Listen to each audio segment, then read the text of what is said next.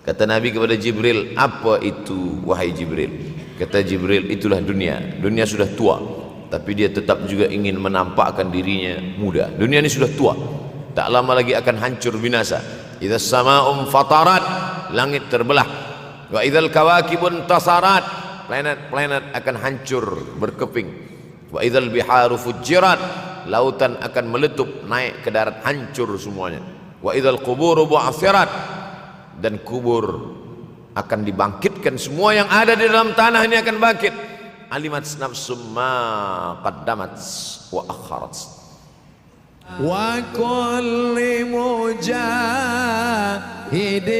lillah. Akhir zaman. Kalau ada akhir tentu ada awal. Ada setengah kelompok mengatakan dunia ini tiada berawal, tiada berakhir. Kata dia dunia ini qadim, sama seperti Allah Subhanahu wa ta'ala. Kalaulah dunia ini qadim, tentu ada dua yang qadim, ada dua yang kekal abadi. Maka orang yang mengatakan alam ini kekal, tiada berawal, tiada berakhir, dia sudah syirik.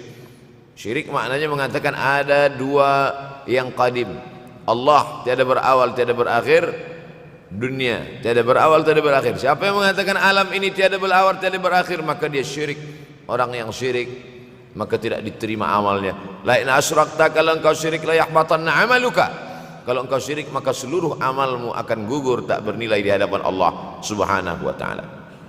Ini yang menjadi tajuk kita subuh ini. Sama-sama percaya bahwa dunia akan berakhir.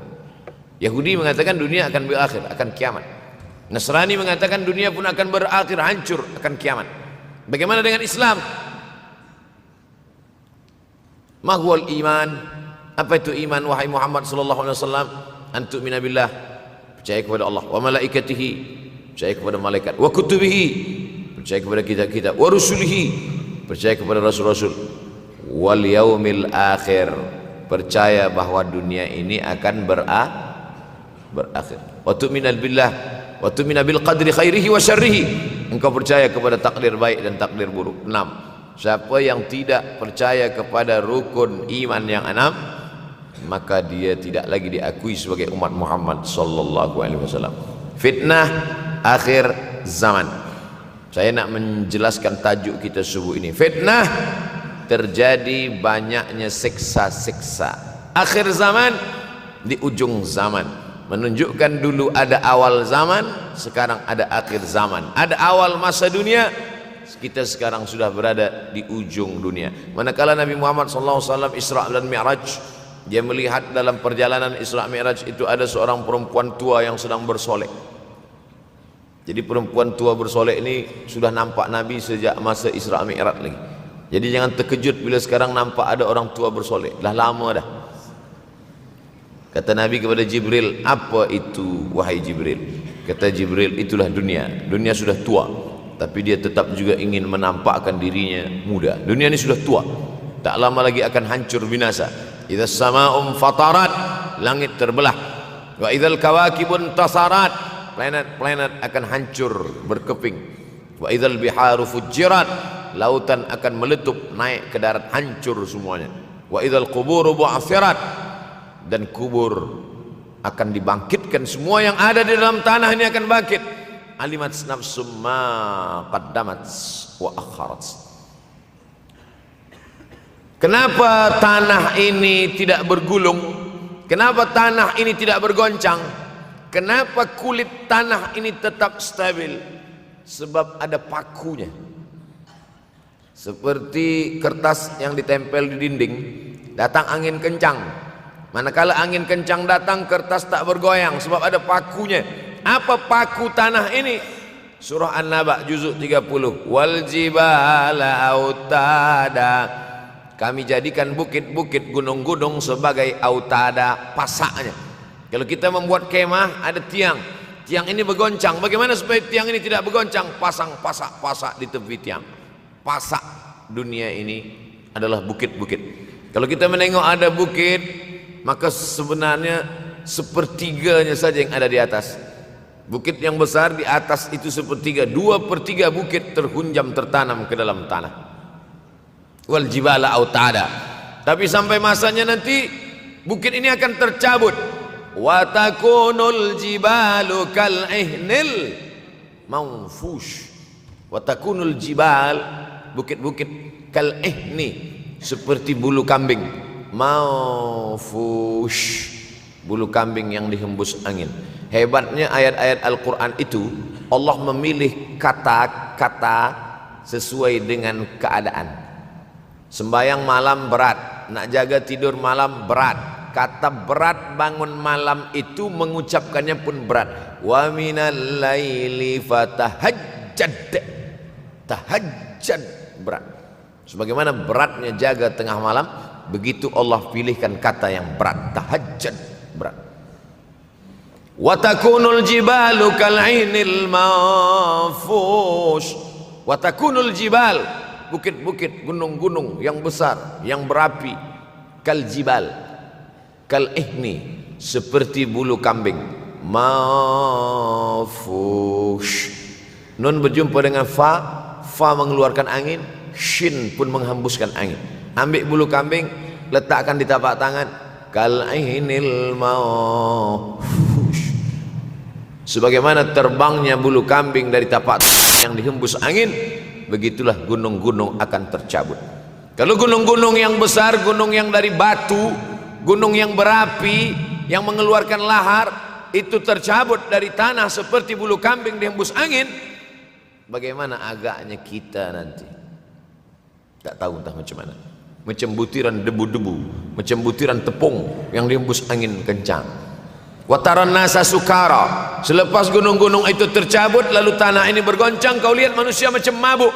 Wataran nasa sukara, kau pandang manusia macam mabuk. Wa mahum bisukara, mereka tidak mabuk. Mereka berjalan bergoncang bukan kerana mabuk, walakin azaballahi syadid, kerana azab Allah itu amat sangat kuat. Oleh sebab itu dianjurkan membaca tafsir juzuk 30. Syekh Muhammad Abduh, tafsir Al-Munir, tafsir Al-Manar yang ditulis oleh muridnya. Dia bagi tazkirah saja, dia tak ada menulis, tapi kemudian muridnya Rashid Ridha menulis, itulah dia tafsir Al-Manar. Dia tidak memulai tafsir dari juzuk 1 Al-Baqarah, tapi dia mulakan juzuk 30. Sebab apa? Sebab mengkaji juzuk 30, amma yatasaalun 'anil naba'il 'azim alladhi hum fi mukhtalifun kalla saya'lamun, bercerita tentang hari kiamat. Orang kalau sudah bercerita tentang hari kiamat, datang rasa takut, datang rasa cemas, datang rasa khawatir, kita akan mati, dunia akan binasa, apa yang akan kita bawa? Selepas dia mengkaji juzuk 30, datanglah semangatnya, khusyuklah dia solat, datang semangatnya beribadah, datang hilang rasa cinta harta, dia akan berwakaf, berinfak, bersedekah. Maka fitnah akhir zaman ini perlu dikaji selalu supaya kita mendatangkan khusyuk dalam hati, takut dalam hati, ridha menerima keputusan Allah Subhanahu wa taala. Fitnah akhir zaman. Hadis yang saya pilih diambil dari kitab Sahih Al-Bukhari. Pendek saja, Sahih Al-Bukhari, tapi sebenarnya judul kitab ini panjang. Al-Jami' As-Sahih Al-Musnad Al-Mukhtasar min umuri Rasulullah SAW wa sunanihi wa ayyami. 7. Disebut dia Al-Jami' kerana dia mencakup 3 aspek: akidah, ibadah, akhlak.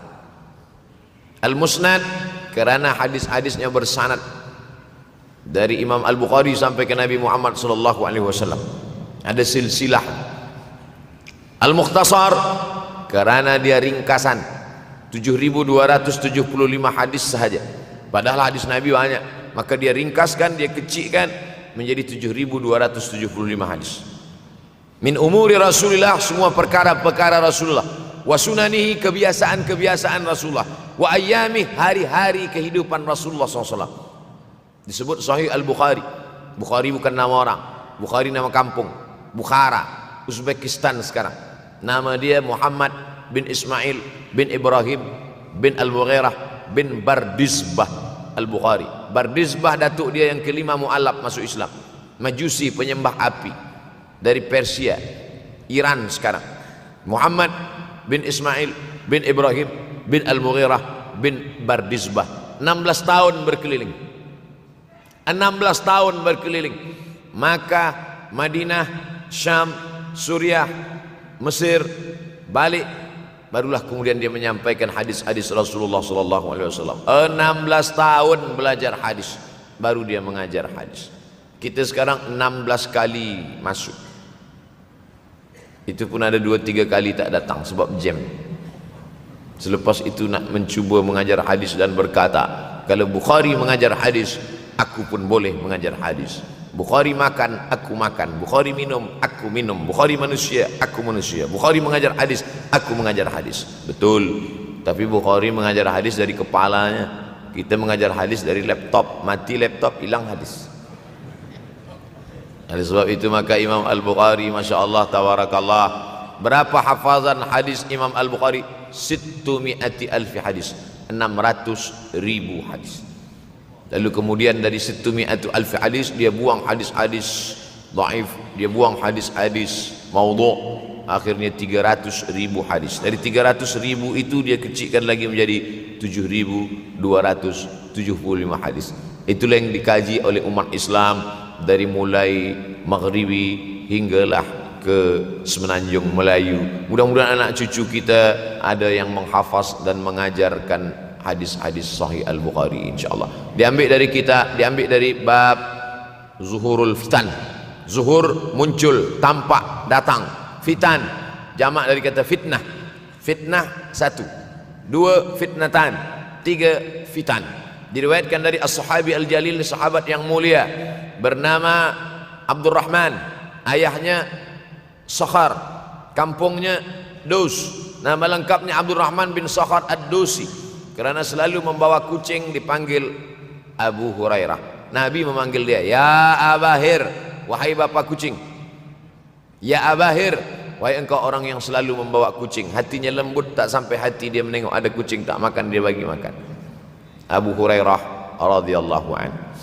Apa kata Abu Hurairah radhiyallahu anhu? Aku mendengar Nabi SAW bersabda, di antara tanda-tanda dekatnya hari kiamat itu adalah, dalam hadis ini ada 5. Yang pertama, yataqarabuz zaman.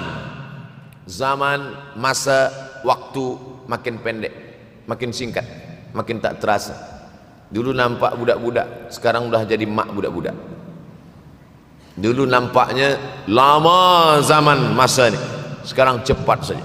Dari pagi ke petang, petang ke pagi, pagi ke petang, petang ke pagi. Bahkan sekarang ada pula orang yang tak tahu petang, tak tahu pagi. Pagi tidur, petang tidur.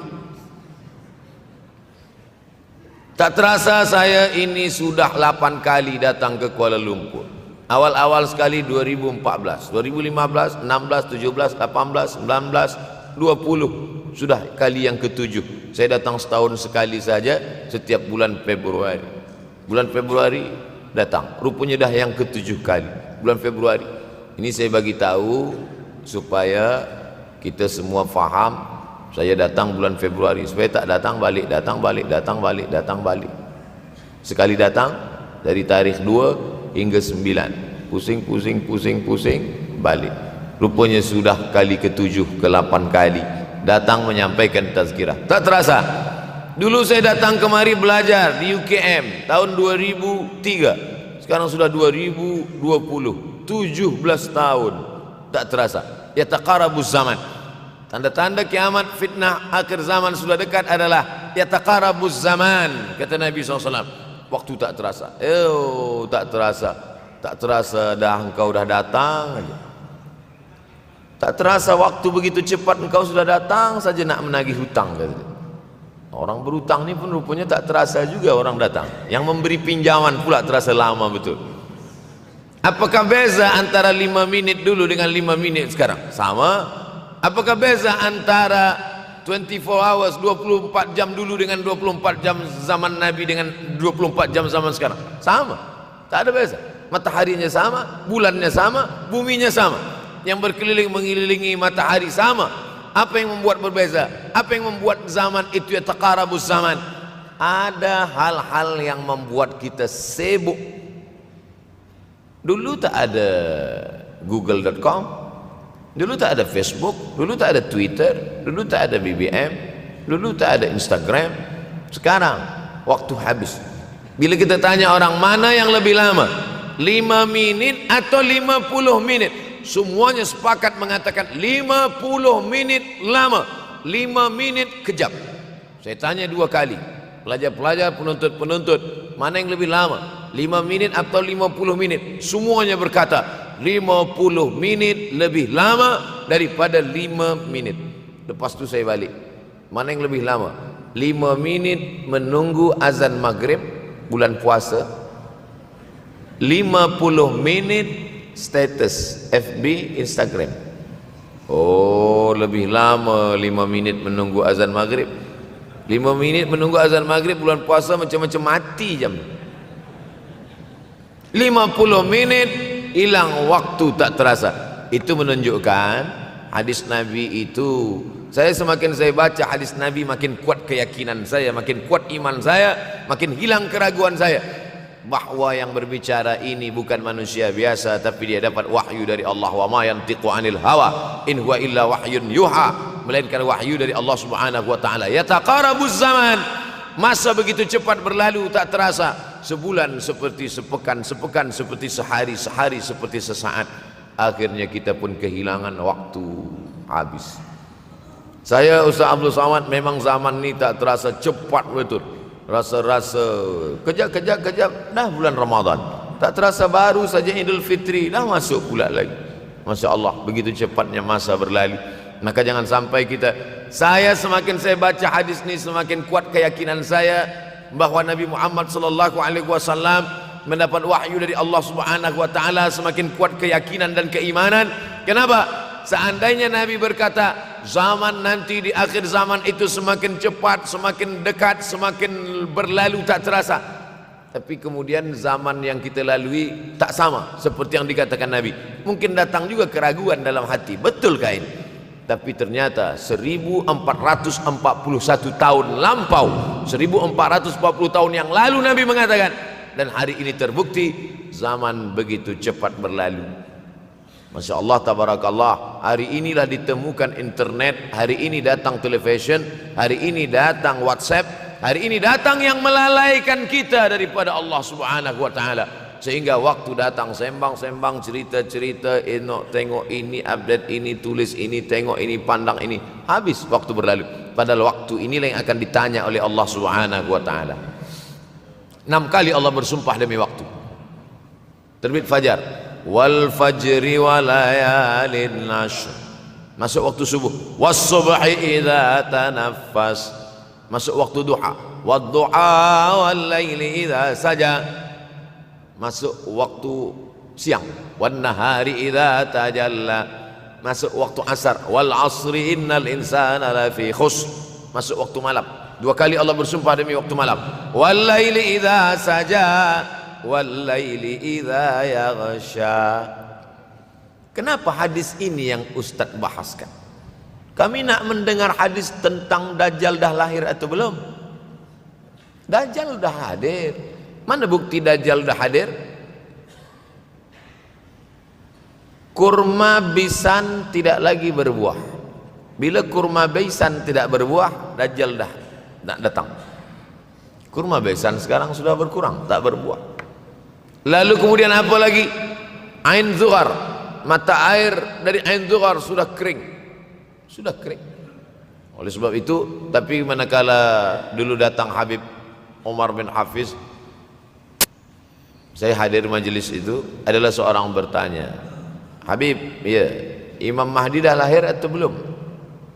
Saya tengok Habib menjawab, sepertinya dia macam tak suka pertanyaan. Kata dia, kita tak perlu mencari-cari dia dah lahir atau belum, kampung dia di mana, dia lahir di hospital mana, dia tak perlu.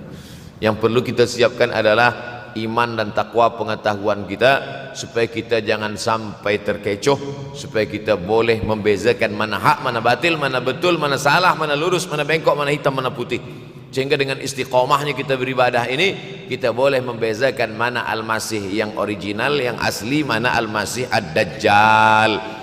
Makanya tadi sebelum salam kita berkata, Allahumma inni a'udzubika min azabi jahannam wa min azabil qabri wa min fitnatil mahya wal mamat wa min syarri fitnatil masihid Dajjal. Membaca, menghafaz 10 ayat di awal surah Al-Kahfi. Siapa yang menghafaz 10 awal ayat, hadis lain mengatakan 10 akhir, 10 awal 10 akhir, elok dua-duanya.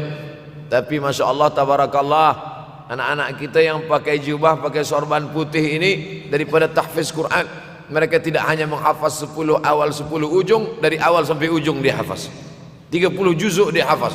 Mudah-mudahan anak-anak kita penghafaz Al-Quran. Allahumma ja'al abna'ana wa banatina min huffazil Quran wal hafizat. Jadikan anak-anak kami menjadi para penghafaz Al-Quran ya Allah, supaya selamat dia daripada fitnah Al-Masih Ad-Dajjal. Tapi saya pilihkan hadis tentang yang 5 ini.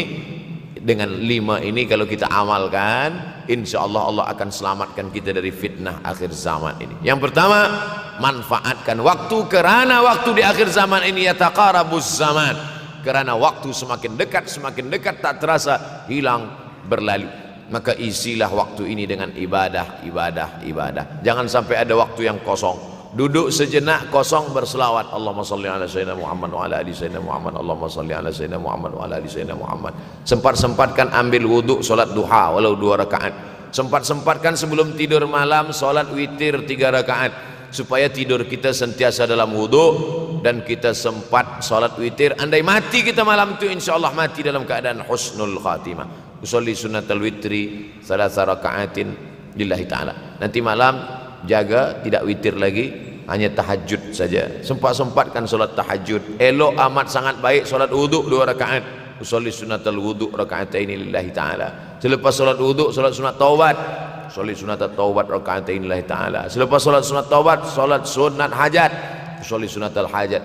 Selepas itu barulah solat sunat tahajud 8 rakaat. Nak tambah lagi 10, 12, 14 elok, tak salah, karena dia tiada batasan. Adakah sahabat Nabi yang melakukan ini? Ada. Qatadah bin Nu'man dari selepas Isya sampai azan subuh. Imam Ahmad bin Ambal dari selepas Isya sampai azan subuh. Bahkan mereka menghatamkan Al-Quran dalam tahajud mereka. Maka bahkan ada imam yang disebut dengan As-Sajjad, kerana banyak sujud kepada Allah Subhanahu wa ta'ala. Kerana akhir zaman ini godaan begitu besar. Dulu orang tengah malam tahajud, jam 2 malam, jam 3 malam dia bangun, kerana dia membaca hadis sab'atun yudhilluhumullah. Ada 7 golongan yang mendapatkan naungan Allah. Yauma la dhilla illa dhilluh. Hari itu tak ada naungan kecuali naungan Allah. Rajulun, ada seseorang, zakarallah, dia berzikir mengingat Allah, khalian, di tengah malam tak ada manusia. Fafadat ainahu, menetes air mata. Maka yang pertama ini, jangan sampai kita kehilangan waktu, kerana waktu, al-waktu kasaif, waktu ini seperti pedang. Illam taqta'hu qata'aka. Kalau tidak kau patahkan dia, kalau kau dapat pedang, patahkan. Sebab kalau tidak kau patahkan, dia yang akan memotong engkau, mematahkan tulang-tulang engkau. Waktu ini kalau tidak kita manfaatkan, kita akan ditanya tentang waktu, kemana saja waktu yang sudah kau pakai. Inna sam'a, pendengaran, wal basar, penglihatan, wal fuad, hati, kullu ulaika kana anhu mas'ula. Semua akan disoal, semua akan diminta tanggung jawab di hadapan Allah. Kemana waktu yang sudah aku bagi dulu engkau pakai? Yang pertama nanti ditanya, la tazulu qadama 'abdin yaumal qiyamah. Kaki anak Adam tidak akan bergeser, tidak akan beralih dari tempat tegaknya pada hari kiamat, hatta yus'al, sampai dia disoal, sampai dia ditanya. La tus'alunna yauma idzin 'anin na'im. Banyak yang akan ditanya nanti, tapi Nabi bagi tahu di antara yang akan ditanya dari sekian banyak nikmat itu 4. Yang pertama, an umrihi fima afnah. Umur kemana engkau habiskan? Hari ini ada anak-anak muda belia umurnya 17 tahun. 17 tahun habis menghafaz Al-Quran. 17 tahun habis iktikaf dalam masjid. 17 tahun habis berzikir, berjubah, bersorban, mengabdikan ilmu, berkhidmat kepada ulama. 17 tahun habis. Tapi ada pula yang dibalik, 71 tahun habis. Rumah, office, kopi, rumah, office, kopi, rumah, office, kopi, batuk, mati, habis. Apa yang dapat kita bawa menghadap Allah SWT? Yang pertama, yataqarabuz zaman. Yang kedua adalah wa yanqusul ilmu. Ilmu semakin berkurang. Kalau sudah ilmu berkurang, apa yang bertambah? Jahil. Kalau ilmu bertambah, jahil berkurang. Kalau ilmu berkurang, jahil bertambah. Mana ada orang jahil cakapnya didengar orang? Saya dulu awal-awal membaca hadis ini, wa yanqusul ilmu. Ilmu berkurang, jahil bertambah. Rasanya tak mungkin, tak logik, tak masuk akal. Mana ada orang tak berilmu cakap dia didengar. Sekarang baru saya faham. Dulu orang tak berilmu ditinggalkan orang. Sekarang orang tak berilmu asal dia pandai berbicara dia akan didengar orang. Bahkan orang jahil pula punya channel. Apa namanya? Jahil.com. Orang jahil punya channel. Banyak pula follower dia daripada follower kita. Banyak pula viewer dia daripada viewer kita. Sebab apa? Sebab yang menyaksikan tiada berilmu, yang berbicara tiada ilmu. Oleh sebab itu maka kita galakkan menuntut ilmu di majlis-majlis ilmu. Untuk apa Abdul Somad sudah berumur 43 tahun pun masih pergi juga lagi ke Sudan belajar? Apa yang nak dicari ini? Tak lain tak bukan, mudah-mudahan kita termasuk orang yang sampai akhir hidupnya mencari ilmu, insyaAllah. Saya datang kemari bukan niat mengajarkan ilmu. Saya datang ke Malaysia tetap niatnya belajar mencari ilmu. Man salaka tariqan, siapa yang melangkahkan kaki melalui suatu jalan, yaltamisu fihi ilman, siapa yang melalui suatu jalan niatnya untuk mencari ilmu, sahalallahu lahu bihi tariqan ilal jannah, dimudahkan Allah jalannya menuju surga. Innallaha la yantazi'ul ilma intiza'an. Innallaha la yanzi'ul ilma intiza'an. Allah kalau mencabut ilmu, bukan macam mencabut pokok kayu dari tanah. La yantazilul ilmu intiza'an. Allah tidak mencabut ilmu macam mencabut pokok kayu dari tanah hingga ke akarnya, tidak. Lalu bagaimana ilmu ini dicabut? Biqabdil ulama. Dengan matinya ulama maka habislah ilmu. Meninggal Imam Syafi'i berkurang ilmu. Meninggal Imam Nawawi berkurang ilmu. Meninggal Imam Fulan berkurang ilmu.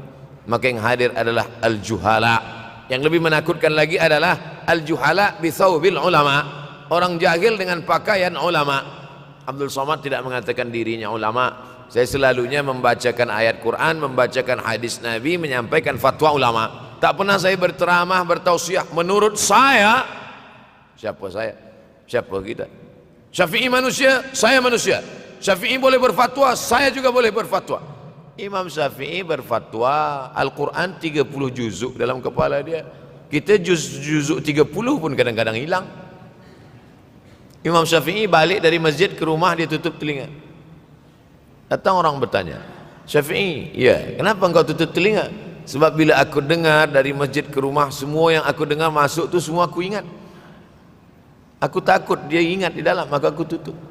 Kita yang saya sampaikan tadi pun tak ingat. Oh, Ustaz mengejek kami, enggak. Jangankan yang mendengarkan, yang bercakap pun tak ingat. Nasib baik datang orang Jepun mengingatkan kita. Nah, ini nama dia Sony.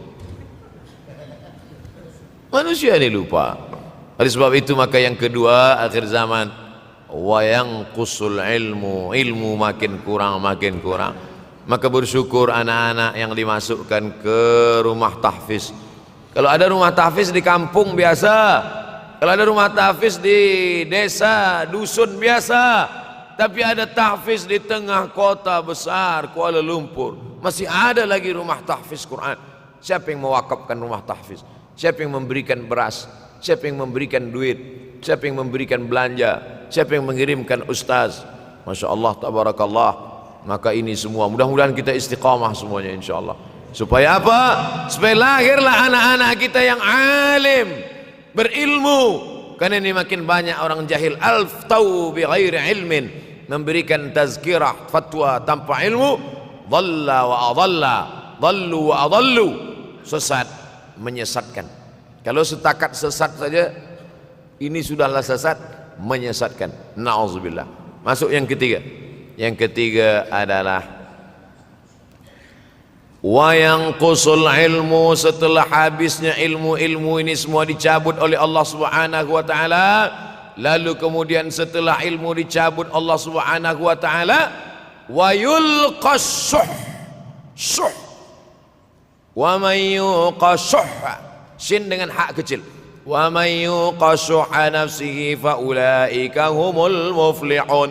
Siapa yang selamat daripada sifat syuh, itulah orang yang beruntung. Hayya 'alal falah, mari kita menuju keberuntungan, kemenangan. Siapa orang yang menang? Selamat daripada sifat syuh. Ada orang menerjemahkan syuh ini pelit, bakhil. Bakhil ada yang lebih parah daripada bakhil. Syuh. Bakhil ini, bakhil tidak ingin memberikan uangnya untuk orang lain. Itu bakhil. Dia ada uang 10 ringgit, uang itu hanya dia makan saja, dia tak mau walaupun setengah sen kepada orang lain. Itu namanya bakhil. Kalau syuh ini, duit dia simpan, duit orang pula dia makan. Nah, itu syuh. Jadi lebih parah lagi. Oleh sebab itu, kalau sudah ilmu ini dicabut, orang menjadi jahil, maka datang penyakit syuh yang ketiga. Apa itu syuh? Hubbud dunya, hubbul mal, wa tuhibbul mala hubban jamma. Engkau sayang kepada harta amat sangat sayang. Dia pegang semuanya sampai tak meleleh, tak menetes walaupun satu tetes. Akhirnya mereka inilah pendusta-pendusta agama. Ara'aital ladzi yukadzibu biddin. Tahukah kamu siapa itu yang mendustakan agama? Fadzalikal ladzi yad'ul yatim. Mereka itu yang membiarkan anak yatim. Wala yahuddu ala ta'amil miskin. Dia tidak mempedulikan makanan orang miskin. Sebab apa? Bukan sebab tak ada harta, sebab syuh. Kenapa syuh? Sebab tak ada ilmu. Tak ada ilmu tentang akhirat. Dia pegang, dia simpan, mati, habis. Yang dia bawa hanyalah 1, 2, 3 helai kain kafan saja. Itulah mengapa Sultan Turki, Sultan Muhammad Al-Fatih, Sultan Abdul Hamid, coba tengok gambar Sultan Muhammad Al-Fatih, Sultan Abdul Hamid Turki dulu. Sorban dia besar-besar. Saya dulu terkejut, lama saya tengok, kenapa sorban orang Turki ini besar-besar. Lama-lama saya baca, rupanya sorban orang Turki itu kain kafan. Tuan-tuan balik dari sini beli kain kafan 2 meter, ikatkan kepala, bawa sembahyang supaya ingat mati.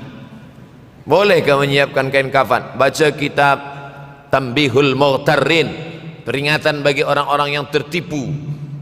Di situ ditunjukkan banyak ulama, bahkan mereka menggali tanah di dalam rumahnya.